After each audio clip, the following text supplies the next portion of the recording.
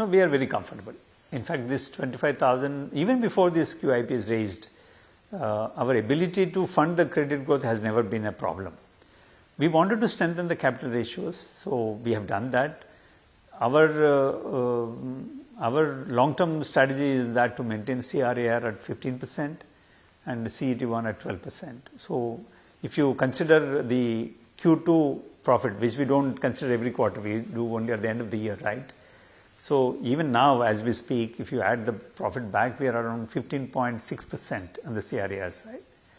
So, and we would like to maintain at 15 and 12% on the CRAR and CET1.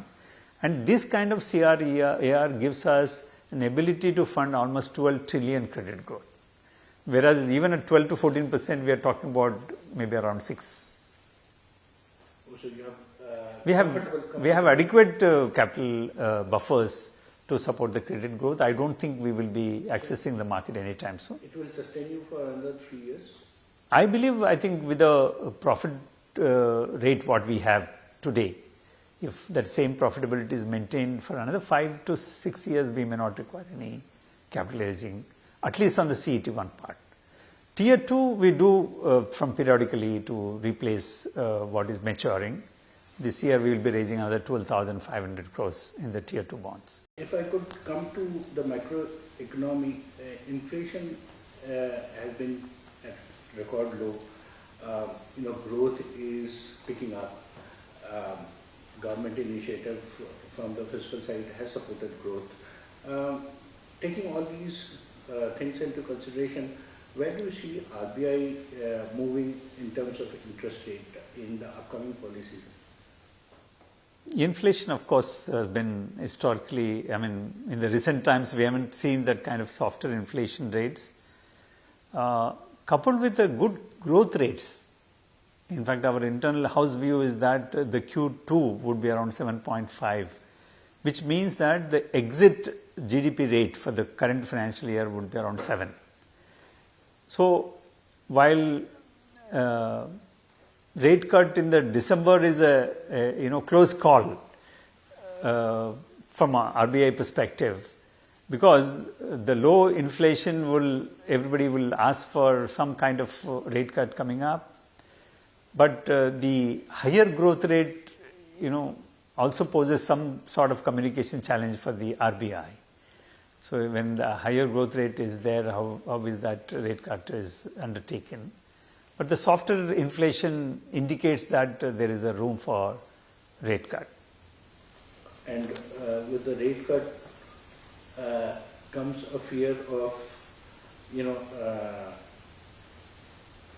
some sort of pressure on the margin for the banks. You have been consistent, you have been maintaining an IM of over 3%. But this rate cut, will it put pressure on your NIM? So you're trying to balance this? Yeah, so our house view is that, first of all, December rate cut, as I mentioned, is a close call. Before these inflation numbers were announced, and our house call was that there are not going to be any rate cut till February. Okay, and if it is upfronted, if it were February, I don't think there would have been any impact on the margins. It's just about a month, or a month and a fortnight would have not made any major impact. But if December rate cut is there, but our house view again is that it would be a shallow rate cut of a 25 basis point. So it may not have any significant impact on the margins.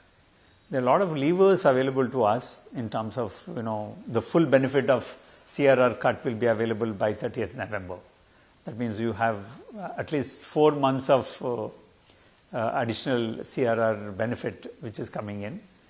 Number 2, the repricing of fixed deposits, which normally takes 12 to 16 months, is this quarter also a lot of repricing will happen.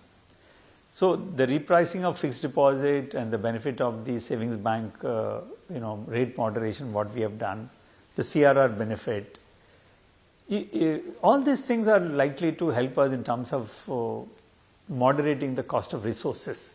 If you've seen our Q2 numbers, we have managed our liabilities very well. In fact, the NIM upgrade what you have seen in Q2 is essentially came from the moderation, resource cost moderation, both on the deposit side as well as market borrowing sides. On the asset side, we have a comfortable position because our repo linked loans are just about 30%.